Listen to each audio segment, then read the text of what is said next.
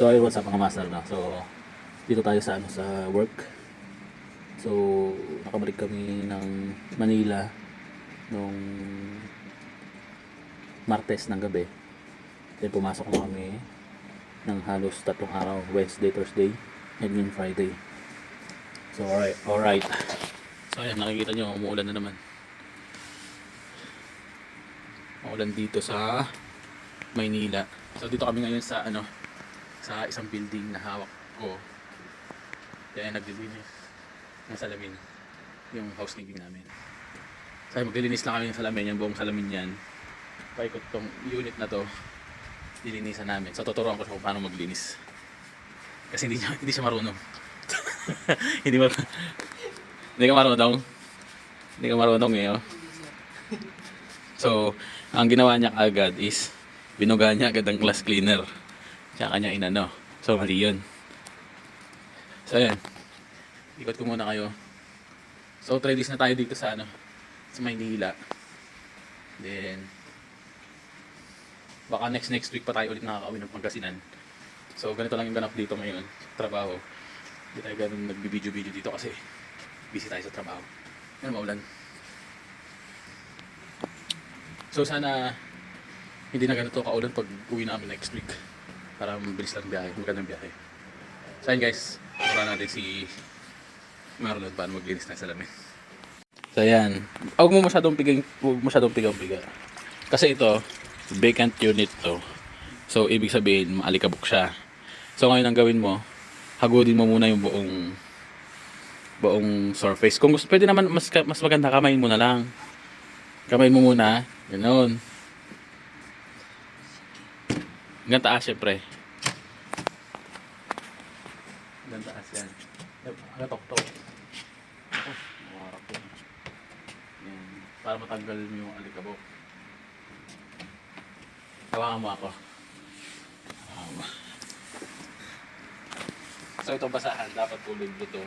Kaso wala yata silang kulog. Ganito yan. Syempre, expected mo na malikabok yan. Gagawin mo from dito pag ganyan pababa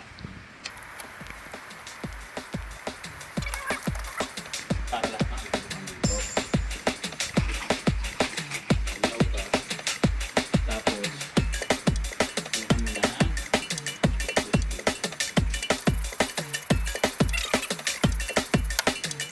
tsaka mo yun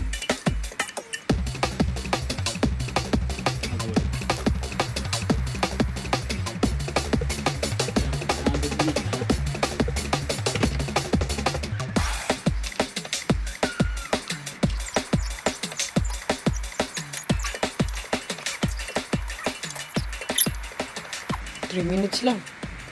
tapos nakuha mo? Pangit ang squiddy. Ganon ha? Ganon. So nakuha mo? Wow.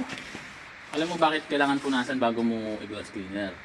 Kasi para matanggal yung alikabok. Kasi kung i-squeegeehin mo ng diretsa, ang mangyayari, magagasgas, magkakaroon siya ng hairline. Alam mo yan? So dapat, balawan mo muna bago mo siya i-squeegee. Para yung squeegee mo, wala siyang may iwang guhit-guhit. So now you know. So, pakitaan mo ako guys. Okay? And guys, kain tayo ng talaba. Dito kami sa boarding. Kain tayo guys. Parang uulan doon sa labas oh. Sa asawang ko, toyo. Tapos sa kanya, suka.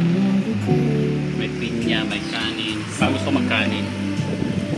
Masarap yung buksan mo nga mami. Na-uber po. Pero masarap. Taran!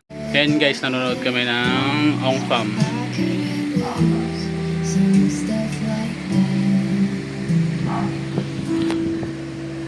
All good in the hood.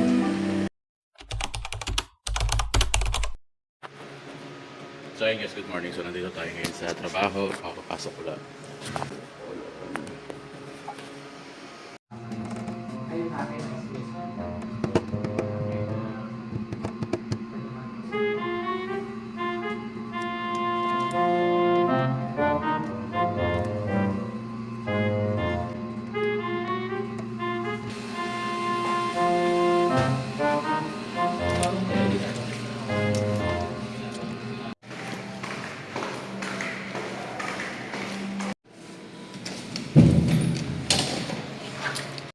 ayun guys, nag-update tayo kasi magpapapalit tayo ng gulong.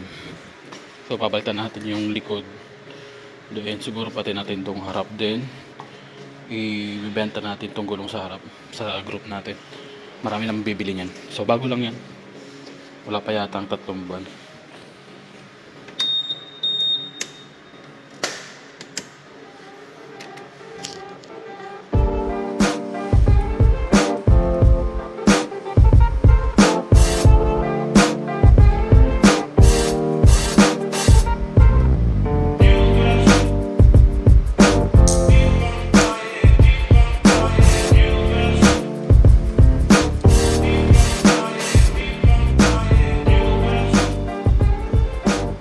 So ayun, biyahin tayo na.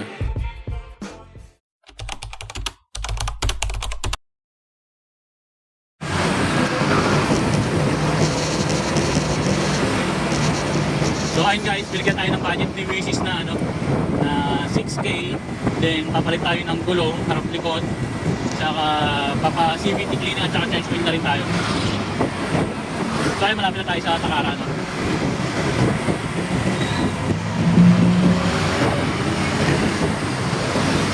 Ito lang yan sa along Bay Bonifacio Avenue. Dito lang yan sa may pagkaktan nyo. Katabi ng Caltex. Ayun, so dito na tayo.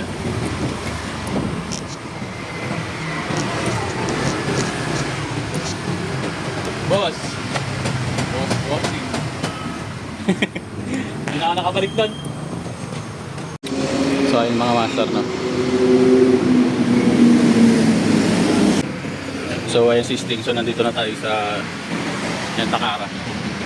Dito lang yan sa A. Bonifacio Ave.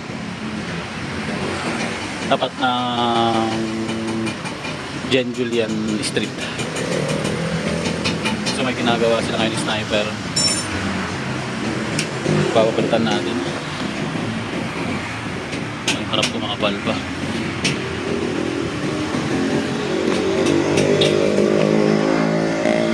So yung likod nung nakaraan pinagawa natin to, kaso hindi na ako tiwala dito sa patch. Masyado na siyang tapos lumalaki yung crack niya, dito na. So hindi pa natin siya nalilinisan. After natin papapitan ng gulong at CVT cleaning siguro, wawashing ko muna.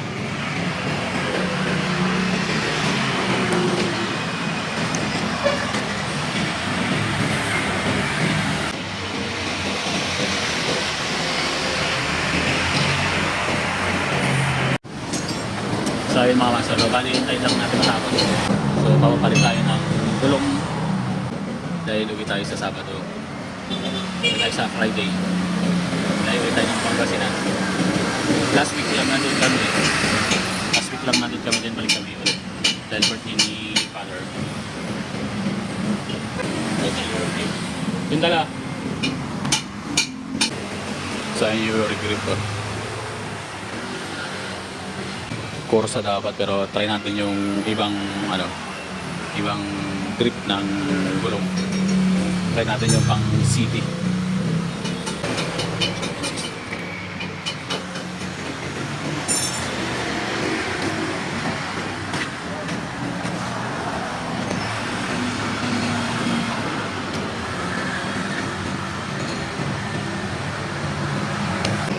So yung mga master, lahat tayo mamaya kay Mototox. CVT cleaning tayo para maganda yung biyahe natin sa Friday. So nag-message na ako sa kanya para pasingin tayo sa sa pila, kung may pila man, kung marami tao, at least naka-reserve tayo na. Ito lang din yan, along A. Bonifacio rin yun. Halos magkalapit lang sila dito kayo Takara, dito sa Marikina. So yung mga masarap pa ngayon naman, punta tayo dito. So yun guys, meron dito akong pinapapilapan si Takara na raffle yata. So yun, tayo. Pilapan natin. So yun guys, sasalang na si Sting. So papalitan na yung gulong natin sa harap at likod. Then tapos na si Kuya. Kung mapapansin nyo yung gulong natin, kitang kita yung wasak niya.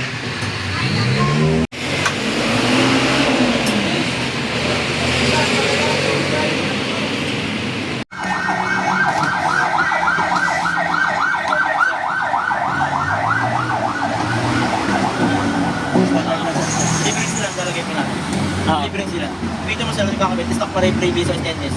Yung stainless na lang ganyan. Apo, 100 pesos lang sir. Ay, hindi din libre. May libre yung ordinary na po wrong type. Katagalan po inakalawang. Kasi yung nilagay doon sa likod dati, kinalawang. Siguro yan na lang muna. Stock na lang po. Oo.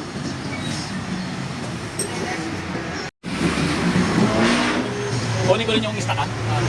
Para ano, baka mabenta ko. Bili ko lang kasi.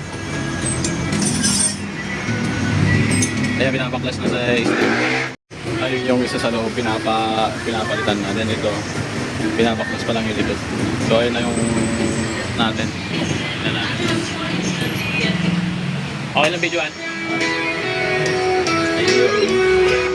So 110, 80 mm. Titestingin ko yung ganitong ano eh. Maganda din po. Ha? Maganda po ang feedback po. Ayun nga eh. I-recommend din sa akin ng sa doon sa group. Kaya yan din na rin pinalit ko. Medyo base po, maganda yung feedback. Pumunta ako dito nung last week. Magpapalit sana ako Corsa. Kaso walang stock ng size. Kaya sabi ko balik na lang ako pag dumating yung mga stock eh. Nagbago yung isip ko na lang ako. Agad magkakorsa kayo. Corsa dapat. Ayaw din ng misis ko ng ganun na eh. Gusto niya yung ibang ano naman. Gusto niya yung ibang grip naman na ganyan.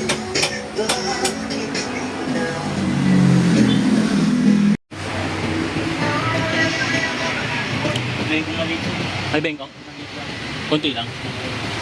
Nalubak. Nalubak ako last na uwi ko eh. Hindi ko lang konti. May tasik na siya.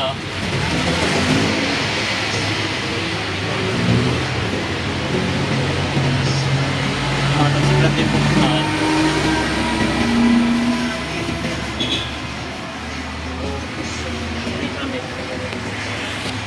Dahil tatanggal na yung sa likod.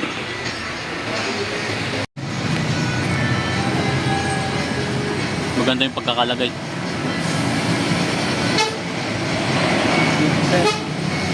Yan na, okay na. Thank you. Sa harapan po. Mami, ayun, kinakabit na yung sa harap.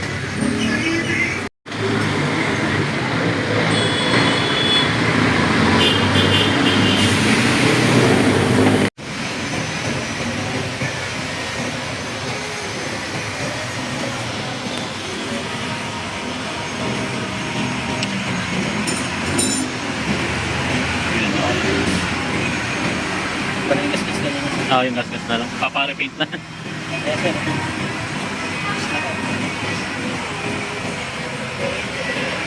So yun, ganda. Dual compound.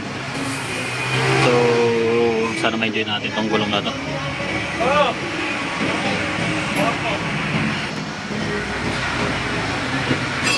Kaya so, bali kakabit na siya mga master. Hintayin na lang natin siya makakit. Panik ba yung ano, boss?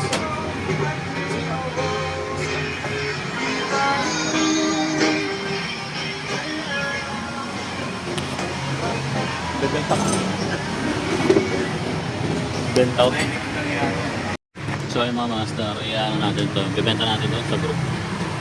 So, bago pa to.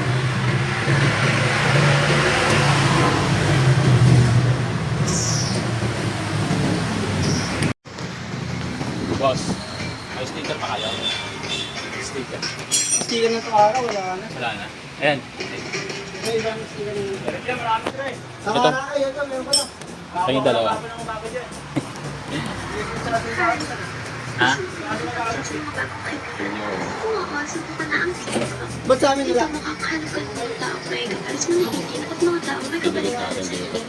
So yun, napalitan na dito sa harap.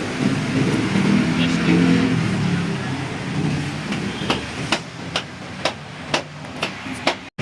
Yan. Natapos na mga master. So ganda nung hulma. Testing natin yan. Magwa-washing muna tayo. I-washing muna natin bago natin dalhin sa passivity cleaning.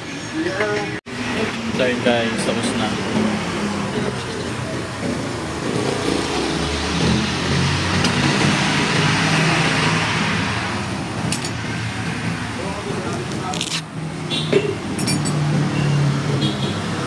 Vectorian.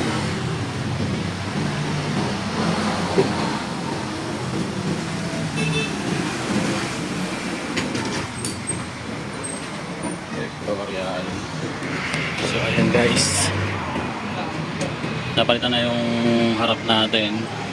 Eurogrip na stock size 110 80 by 14. Then yung sa likod stock size din. Stock size kasi para maano pa natin 130 70 by 13. So may sealant na yan, may harap likod. Then bayad na tayo. Kaya muna tayo bago tayo. Magkano?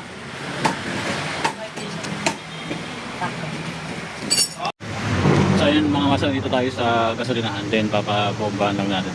I-check ko yung kanyang tire temperature, tire pressure. Okay, so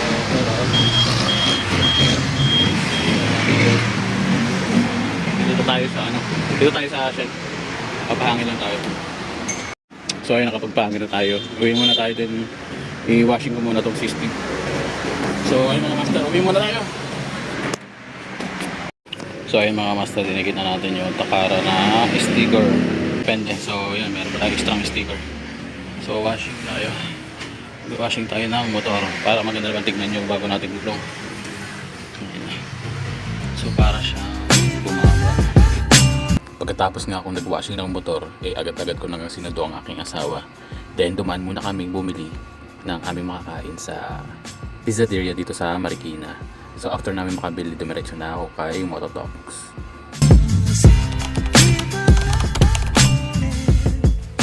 So ayun guys, CBT clinic tayo dito kay Mototox. Ang laki na nung shop niya.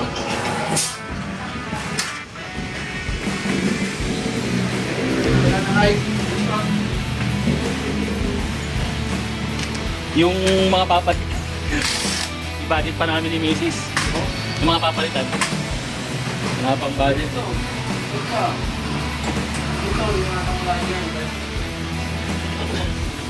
So yun yung mga parts niya. May air filter, brake pad, Yamaha, Honda. So yun guys. Atay na natin tapos yung CVT cleaning, then na rin tayo. Ha? Oh, yung pa rin. Yung last mo. Smooth na tanggalin yung mga anak. Dito na nga ako nagpapa-CVT.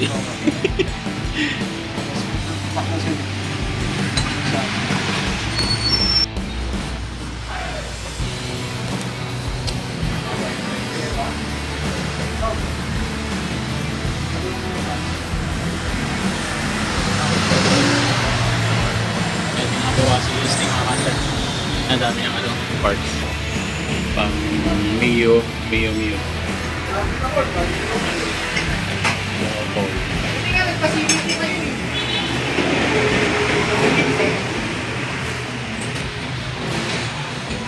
Yan si Sting ginagawa. So sa kanya na tayo lagi nagpapa-CVT cleaning kay Boss Jai. Then siya na rin nag-repack ng harap natin. Yung likod din pa daw niya kabisado, kaya hanap tayo ng ibang magre-repack dyan. Then sa CVT, then the rest dito na natin napagawa. Nandito lang yan sa A. Bonifacio Mototox. Hanapin nyo lang si Boss Jai. Ito yung natin, filter natin. Tapos yung crack case natin. Ito air filter cleaner, air filter cover.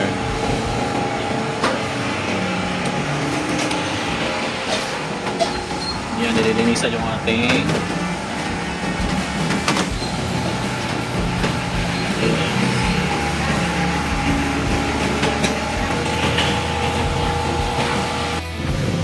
so ayun guys,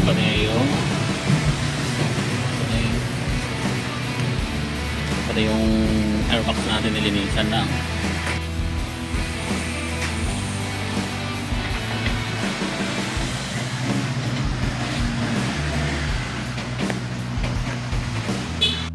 So guys, ito yung nilinisan nila Boss Jai, napakalinis.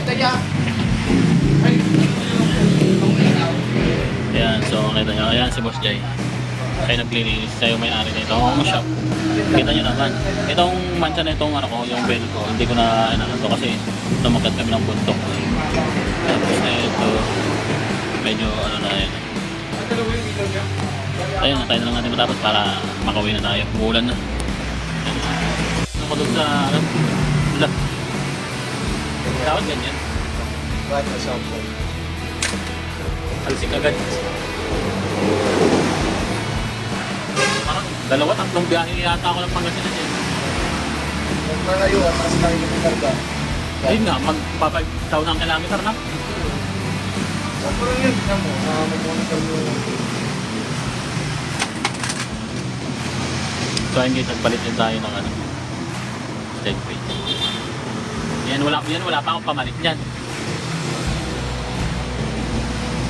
20 grams ko eh. Hindi pa naman. Pero sa susunod, palit. Ah. Sakto lang.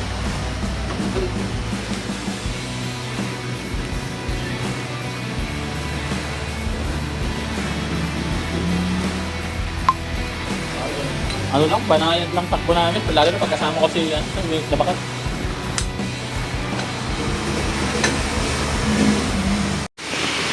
So ayun guys, umuulan na. So tapos na resisting. Ayan, iba naman yung customer nila. So dalawang contact link. Lakas ng ulan. So ayun guys.